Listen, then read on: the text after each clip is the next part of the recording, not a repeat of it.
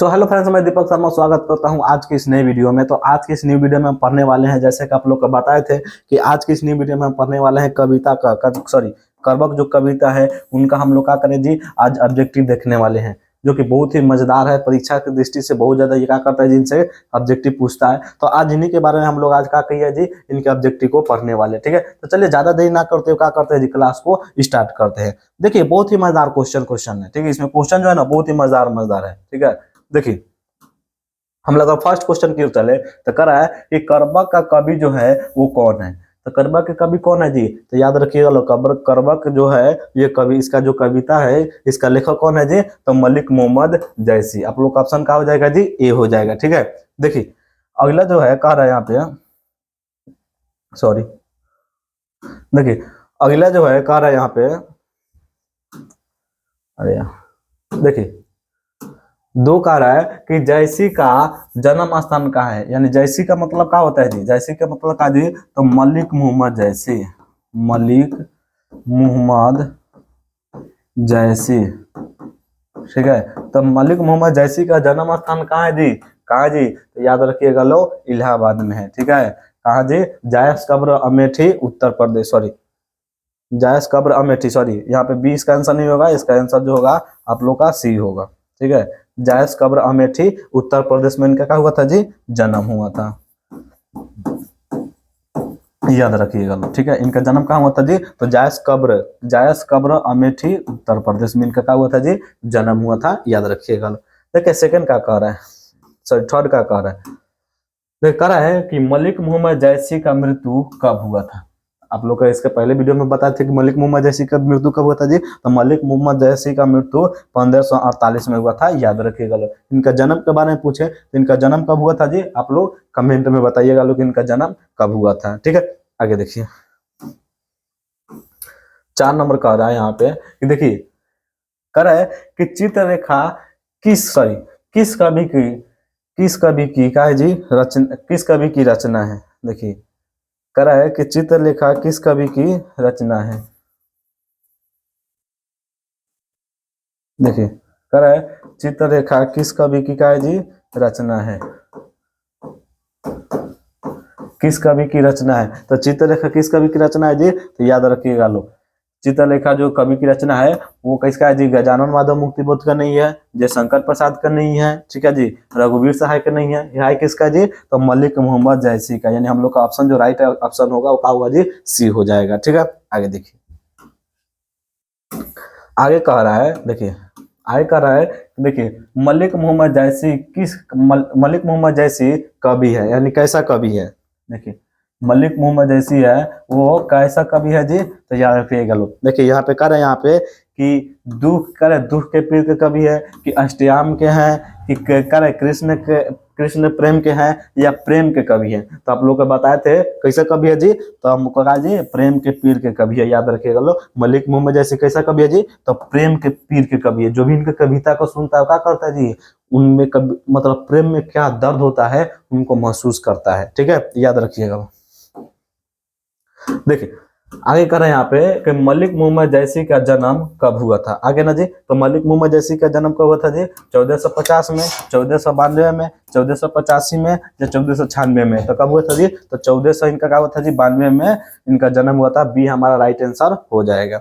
देखिए अगर हम आगे देखिए आगे क्या कर रहा है मलिक मोहम्मद जैसी का जन्म मलिक मोहम्मद जैसी का जन्म किस प्रदेश में हुआ था। तो मलिक मोहम्मद जैसी का जन्म किस प्रदेश में हुआ था, मध्य प्रदेश में हुआ था, कि उत्तर प्रदेश में हुआ था, कि अरुणाचल प्रदेश में हुआ था, इनमें से कोई नहीं। तो मलिक मोहम्मद जैसी का जन्म किस प्रदेश में हुआ था जी, तो जायस कब्र अमेठी उत्तर प्रदेश में हुआ था। तो हमारा राइट आंसर क्या हो जाएगा जी, बी हो जाएगा। ठीक है, याद रखिएगा लो। देखिए कर 8 नंबर हम क्वेश्चन देखे तो कह रहा है कि जैसी जो है किस तरह के कवि है। जैसी जो है किस तरह के कवि, यहाँ पे कवि बार गलती हो गया, देख लीजिएगा आप लोग। ठीक है, तो जैसी जो है किस तरह के कवि है जी, देखिए सूफी कवि है, भक्ति कवि है, श्रृंगार कवि है, या इनमें से कोई नहीं। तो कैसा कवि है जी, तो याद रखिएगा लो, ये कैसा कवि थे जी, तो सूफी कवि थे। कैसा कवि थे जी, सूफी कवि थे। याद रखिएगा लो। ठीक है, हम लोग का ए राइट आंसर हो जाएगा। देखिए 9 नंबर अगर क्वेश्चन देखे तो कर पद्मावत किसकी रचना है, तो पद्मावत किसकी रचना है जी, तो याद रखिएगा लोग, अलाउद्दीन सुल्तान के है, टीपू सुल्तान के है, जयसी की है या मन्नन की है, ठीक है, तो किसकी है जी, तो जयसी की है, यानी कि पूरा नाम क्या है जी, हमारा राइट आंसर क्या हो जाएगा, सी हो जाएगा। जयसी का पूरा नाम क्या है जी, तो जयसी का पूरा नाम जो है मलिक मोहम्मद जयसी है, ठीक है, याद रखिएगा लोग, ठीक है।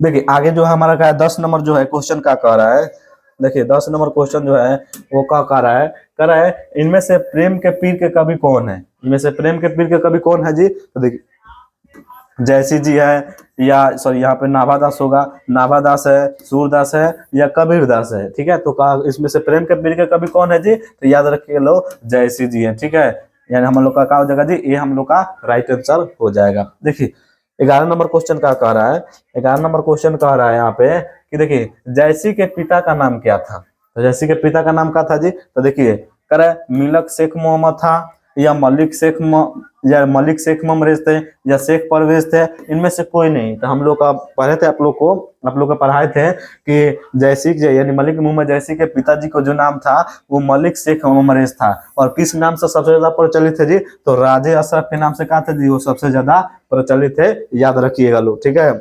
देखिए हम लोग का जो है 12 नंबर क्वेश्चन क्या कह रहा है, 12 नंबर है क्वेश्चन कह रहा है यहाँ पे कि जयसी थे यानी क्या थे, धनवान थे, पहलवान थे, वकील थे, या इनमें से कोई नहीं, तो याद रखिएगा लोग जयसी का थे जी, तो जयसी का थे जी फकीर थे, का थे जी फकीर थे, याद रखिएगा लोग, ठीक है। ना भगवान थे, ना सॉरी ना धनवान थे, ना पहलवान थे, ना वकील थे, इनमें से कोई नहीं होगा हम लोग का राइट आंसर, ठीक है, याद रखिएगा लोग।